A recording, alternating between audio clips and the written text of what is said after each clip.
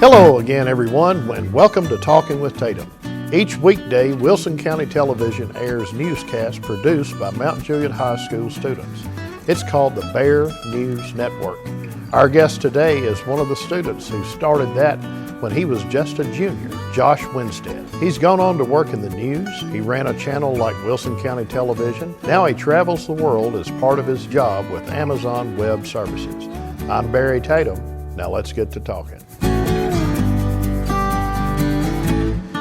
Well, welcome to Talking with Tatum, Josh. Thank you. It's we hadn't met until right before the show here, but you and I have something in common. You grew up in Wilson County. I did. Went to Mount Juliet High School. I did. Graduated in 2003. So did you grow up in Mount Juliet, born and raised? So born in Murray, Kentucky. Okay. And then my mom was still going to school at Murray State at the time and wrapping up with that. And then we moved down to Nashville after about 5 years after that. And then about a year after being in Nashville, we moved to Mount Juliet. So you went to Mount Juliet Elementary School and middle school the whole way? I went to W.A. Wright right after it opened, and then went to Mount Juliet Middle School and then Mount Juliet High School.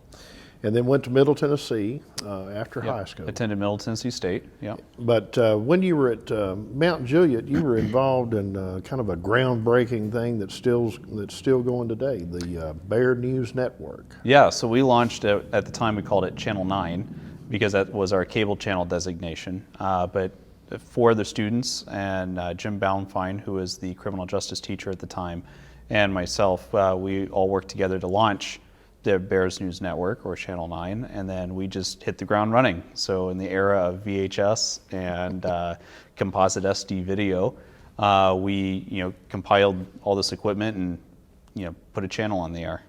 And that's still going on today. It is. Probably not with the VHS tapes. I hope they've upgraded. But had you been interested in filming and shooting, interviewing people at that point? Not really. So I started out with an interest actually in city planning or law, one of the two. And I was debating over what I wanted to do. Then I was asked, because I guess at the time I was a bit more of a technically proficient person, right, to participate in launching this TV channel. So I thought, okay, I'll help out, happy to do my part. And then I just fell in love with television. I like the enthusiasm that it requires. I enjoy the pressure. I consider working in live TV analogous to being an athlete, meaning that you have only one chance to get it right. And there's no mess up. There's no redo if you mess up. I'm sorry if you're feeling pressured right now. Terribly. I'm just sweating profusely. No. But when you were in college, did you continue that interest in working in television? Yeah, so I really fell in love with it, and I knew that's what I wanted to make my career out of. Where exactly I was going to go with it, I wasn't sure, but I knew broadly that's what I wanted to do. So after high school, went over to Middle Tennessee State University, which has a great TV program, right. And then after that, started working over at WSMV Channel 4 here in Nashville. And I think that's where you met our executive producer, Teresa Bush. I did, yes. We worked together. And you could probably tell some stories on her about your time with Such Channel a diva, 4. Those live shots. And no, I'm kidding. She's great. She was great to work with, like almost everyone I worked with over there. Now, when you were at WSMV, were you in front of the camera or behind the scenes? So I've always been behind the scenes. I started out as a news photographer and running satellite trucks over there. And then after some time, started picking up webcasting on the side for a few other people who needed some help with, streaming content here in Nashville or in the area. Now, webcasting, that's a common term that's thrown out there. When did that start, roughly? What years? So that started in the late 90s, really. It started becoming more popular as an idea of, hey, we can distribute this content over the internet.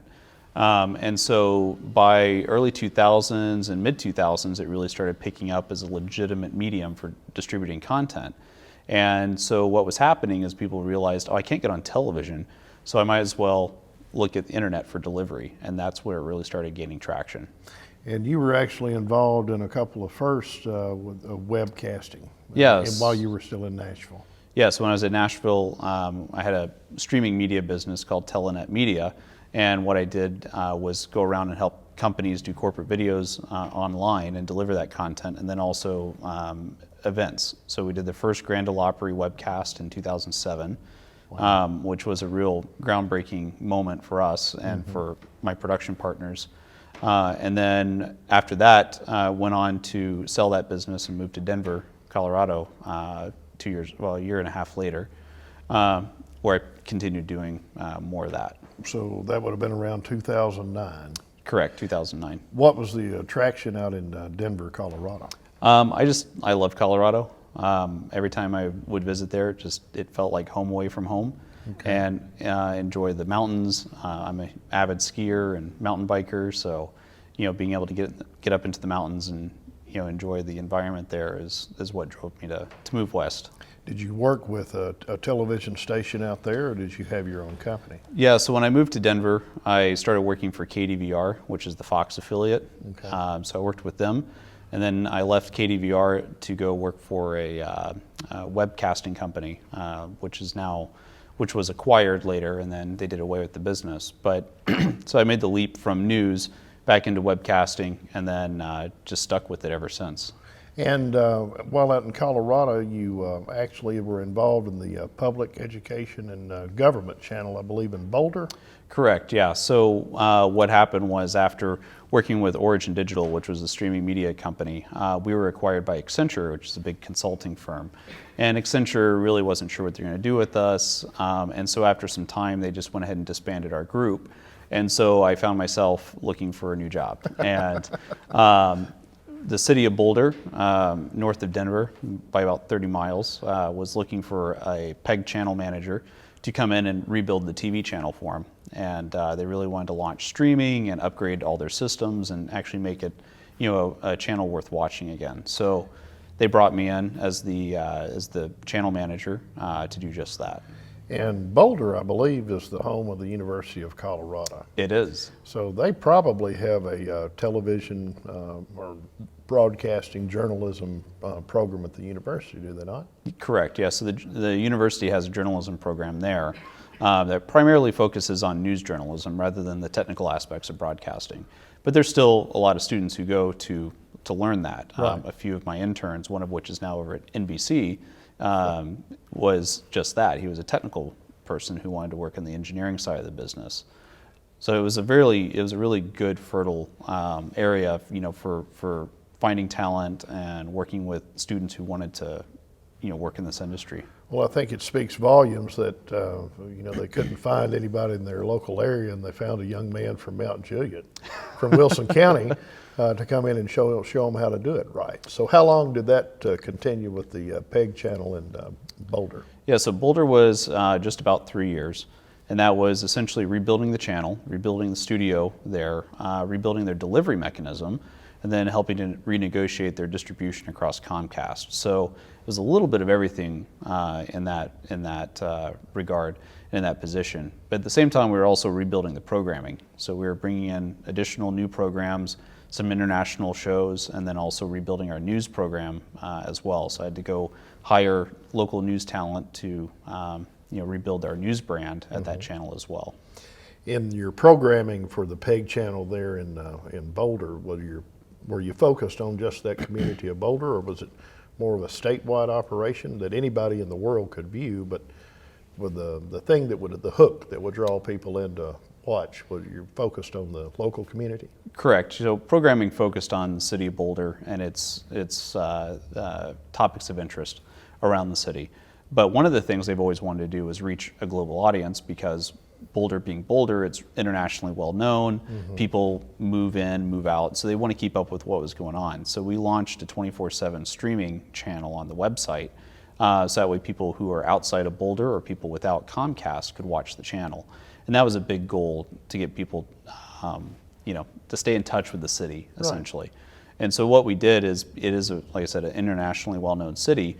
So we supplemented programming to help kind of augment those interests. So we had an international news service that ran overnight for those who were watching from afar.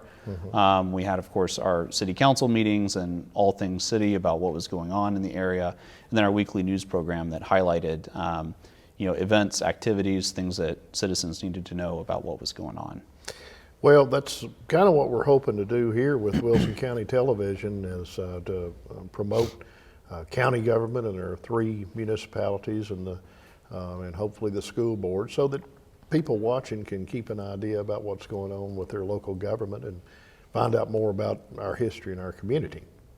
Then you stayed with that for a while, but then you moved on to Red Bull, I believe. Yeah, so towards the end of my time with the city of Boulder, a friend of mine who was working at Red Bull Media House in Santa Monica, California, which for those of you who don't know who Red Bull Media House is, they're the media side of the business of the energy drink company. All of this came out of that energy All out of the energy drink. All those little cans paid for all this stuff. It's pretty crazy. But it's a great organization and fun people. And so we built out Red Bull TV, which is a 24/7 free streaming app that you can watch all things Red Bull, all the crazy athletes and the sports and stuff. But I was approached by an individual over there who I know from a previous job. And he said, hey, we need help with this. Can you come help us out? And so I worked with them, essentially planning out the encoding and the delivery of how we were going to take this content they were producing and distribute it to the world. And so that's what we did there. So you're really the guy that if someone has an idea for a show or for an event, and they say, hey, this would be a really great thing, but our audience is relatively small, you're the person that they can go to say, we can make this be an audience of hundreds of millions, potentially billions if you wanted to. Potentially, yeah. So the technology didn't really use to make that easy.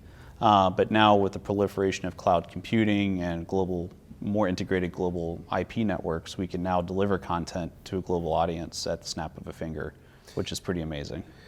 And one of the things that I think you were involved in with your Red Bull was a record-breaking event that Red Bull sponsored a few years ago. Tell us about that. Yeah, so when I worked at actually Origin Digital, which was a services company, I did web streaming for businesses. When I first moved to Colorado, we had Red Bull as a customer, and so they were a customer of ours, and they asked us, we need help with this thing called the Stratos jump. Felix Baumgartner jumping out of the capsule, breaking the world record for the highest free parachute jump ever. And so we did the encoding and the video streaming for that behind the scenes. So a lot of these really cool, fun projects, they have great producers, great people on camera that do these great things, but they don't know how to distribute that content. So that's where they would come to the company I used to work for, and then now me as well for that assistance. I remember watching that on television, and I'm sure I wouldn't have been able to do that, watch it live while it was going on without your involvement and your assistance.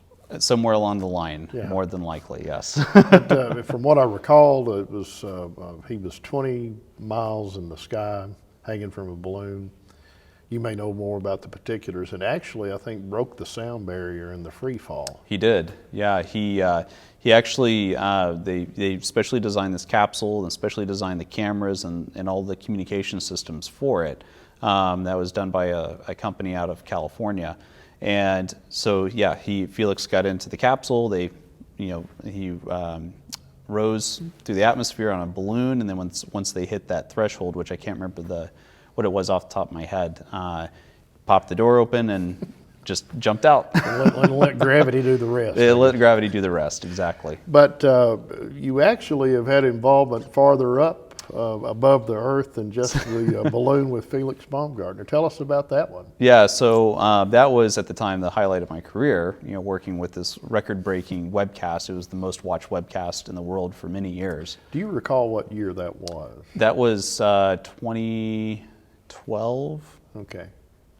Yes, I think 2012. But then after that, you went to even further heights. So then fast forward about 6 years, and in my current role with Amazon Web Services, which is the cloud computing side of Amazon.com, the group I work with does streaming, content encoding, and content distribution online.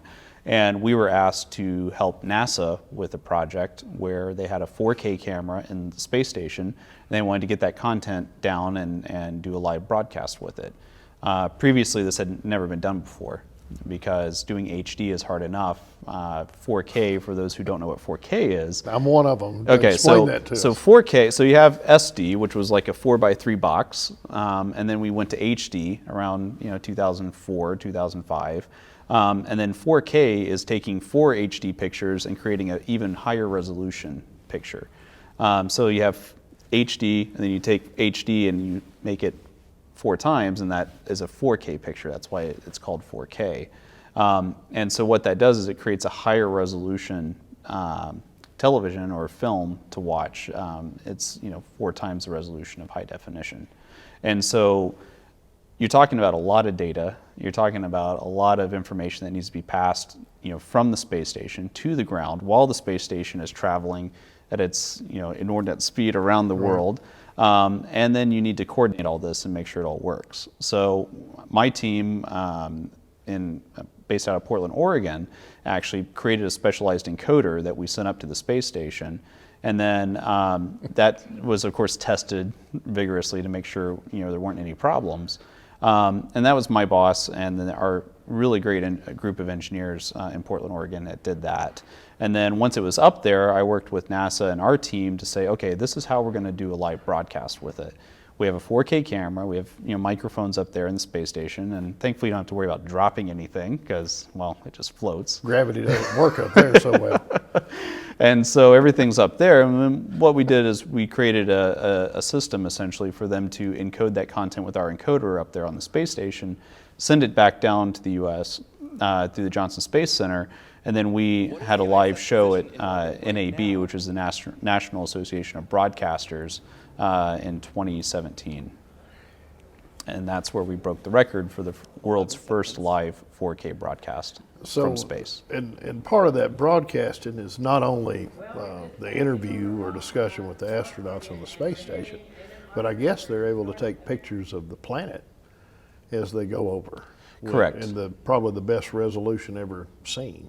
Yeah, I mean, film's always been really good. So, film photographs are really nice. But what's great now is that we can have video at this incredibly high resolution to capture the detail and the color saturation and all these details that we've missed previously with other camera systems. So what this allows for now is better analysis of these photos and of things that are captured in them. Well, I'm just astounded because, first of all, you're talking way over my head about the technical aspect of it, but just from the start at Mount Juliet High School using VHS and capturing that interest, piquing that interest in you and how it's progressed so far. But your career's carried you to a new challenge, I guess, working with Jeff Bezos of Amazon. Yeah, I don't work with Jeff directly, but the division that we're in is Amazon Web Services, and then the group I'm with is called AWS Elemental. And Elemental started out as Elemental Technologies about 10 years ago, and that company specialized in making encoders. So we take video that would usually be on television, put it into the encoder, and the encoder delivers that through other systems online. So AWS purchased that group 3 years ago, a little over 3 years ago, and enveloped that into the Amazon Web Services family. So now we provide video encoding, web delivery of content for a multitude of customers, including Amazon Prime Video. Thursday Night Football on Amazon Prime. That's one of our key projects that we work on now. And does that job require a lot of travel beyond Denver? Yeah, so I travel quite a bit, visiting and helping customers around the world, and then also going to different trade shows, talking to customers as well. So, it's been Singapore, Paris, London, Berlin, Toronto, Vancouver, Sydney, all kinds of great cities. Well, did you ever have any idea that your life was going to wind up like? I mean, you're No still clue. a young man, but when you were young, growing up and going to school at Mount Juliet, going to Mount Juliet Middle School, being a golden bear, Yeah. did you ever dream or envision that you would be traveling the world with this really specialized knowledge? No clue. I tell folks that it kind of happened just by chance that I found this really great industry of broadcasting, and that it really over time evolved into webcasting, and not a lot of people were wanting to take the initiative to learn that new technology. So by learning the new technology and then pairing it with the old technology, I was able to create a niche that worked really well for me to succeed and do well with those tool sets. Well, in your time, and I mean, it's really been a fairly brief period of time. But you graduated in 2003 from Mount Juliet. In Correct. Just a couple of years, so what is that, 15, 16 years ago? 16 years, yeah. And do you see as much progression in the technology in the next 16 years as what we've had in the past? Yeah, if I had known now, or if I had known then what I know now and how much the technology would change, I would probably have done things a little differently.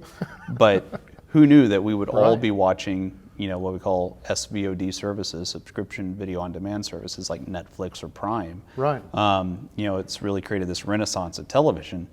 So who knows what the next 16 years holds. But the willingness to learn is on my part, and the willingness to progress and evolve with the technology and the delivery is really, I think, what's key to continuing the success. Well, for somebody who's watching the show, I mean, I think it's apparent that you enjoy your work and you have a passion about it and a great understanding about it. What would you recommend to someone, like our film crew here, who help put our show on, students from Wilson Central and from Mount Juliet today? What would you recommend to a young person that is interested in something, whatever field it might be? Yeah, so no matter the field, the biggest single thing you can do is have initiative. Take the initiative to learn and always continue to learn. Just when you're out of school, the learning's not done. That's really where it just starts to be, really take off. Right. School will give you the foundational knowledge and the process to which you can learn later on and continue to grow with your knowledge. But once you're out of school, taking that initiative upon yourself to really pursue the topic that you want to become the best at is what I usually always recommend that people do. Well, how often do you get to come back home and visit with your family? So I'm here once or twice a year, depending on what's going on. Between my travel schedule and just work in general and my life in Denver now, I try to get back at least once. I get back at least once a year, but I try to get back a little bit more than that. And your family, your mom and other members of your family still live locally? Yep, the rest of the family, they're still out in Mount Juliet, in Old Hickory area, and they love it here. They don't plan on leaving anytime soon. Well, obviously you've done well in Colorado, but we'd like to say that a big part of your success was the opportunities that started here in Wilson County. Yeah. Something that. I say, and to that point, Mount Juliet High School was great. And Jim Ballanfine, who is one of those teachers that really stands out, was just, extremely impactful and life-changing for me, because it really opened up the idea of exploring and learning, taking that initiative and learning more and giving me a good foundation to work with, so that way I could succeed in the world. And probably what you learned from watching Teresa Bush, our executive producer. Of course. Well, I watched Teresa when she was on TV before I started doing it. Well, something we might want to ask you about this. I grew up in an era where you had 3 primary network channels. We got our news from the same source. Television stations went off the air at midnight with the Star Spangled Banner. Today, a person has, not just through television, but through the internet, literally hundreds, if not thousands, of messages. Do you see any concerns or trends, or what are your thoughts about where instead of having a kind of a centralized message or a concentrated source of news, that there are so many viewpoints out there, that creates some divisiveness or difference of thought or lack of community? Any thoughts about that? Yeah, so it's interesting watching, especially in the news side of the business, just how much has evolved over the years. Like you mentioned, you used to have 3 major networks, and then it became 4, and then it became a plethora of cable channels. that all have now differing viewpoints on stories. I won't say opinions, because not all of it's opinion-based, but different viewpoints. And so, what we used to have is this cohesive message across all the channels that, hey, this is really harmful for the nation, or this is great for the nation, or whatever. And now we have all these competing views. So what we've seen with the rise of the number of channels and outlets is more of a niche viewing audience per channel, which is really where a lot of the advertising dollars are now. Right. So rather than an advertiser spending money to potentially reach 20% of their audience on a traditional network, they're spending the same money on a smaller channel that has a niche audience because they know they want to hit that niche audience. So for the advertiser and the advertising world, it's great, but for us, the content consumers, now we can be selective and stick to our viewpoints that we want to see, which can be destructive ultimately without, hearing some type of alternative voice here and there. I don't know if anybody's ever used the term before, but something I've come up with over the years is information saturation. Yeah. That there's just so much out there that it's almost so much noise that you can't focus or concentrate on things that you need to do. Any thoughts about that? Yeah, I think that's a great way to describe it.